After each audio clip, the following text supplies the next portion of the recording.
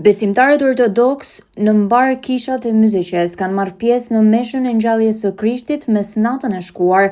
Lutjet e tyre për paqe dhe begati me Krishtin e ringjallur për të gjithë kanë shoqëruar liturgjinë fetare të mbajtur në kishat ortodokse. Në kishën e Shën Gjergjit në Lushnjë, mesha e shenjtë mbahet nga At Arkip dhe At Gori.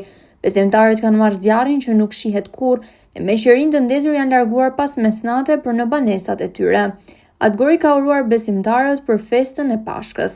Mëngjesin e së dielës ka pasur vizita zyrtare në kishën e Shën Gjergjit, ku këshilltarët e Këshillit Bashkiak të Partisë Demokratike të drejtuar nga deputeti Sajmir Korreshi kanë uruar krerët e kishës, por edhe të gjithë besimtarët.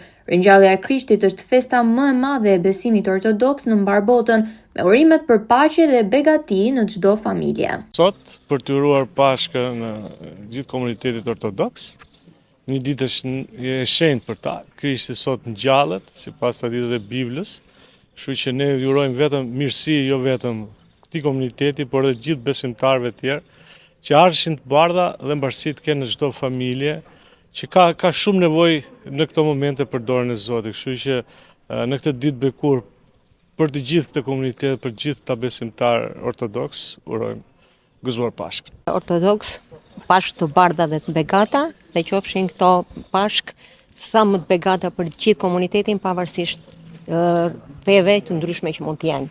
Këtë ditë të shenjtë të Pashkës ortodokse, me besimin në Zot, urojmë gjithë shqiptarët dhe gjithë lushnjarët gëzuar Pashkën, qofshin të bardha, të paqta, me plot mirësi dhe solidaritet për gjithë shqiptarët. Gëzuar dhe mersi. Për shumë vjet gëzuar ditën e Pashkës, Krishti u ngjall.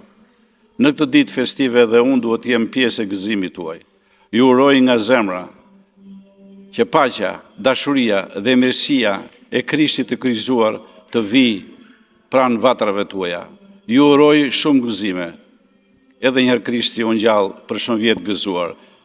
Ju uroj besimtarët nga zemra.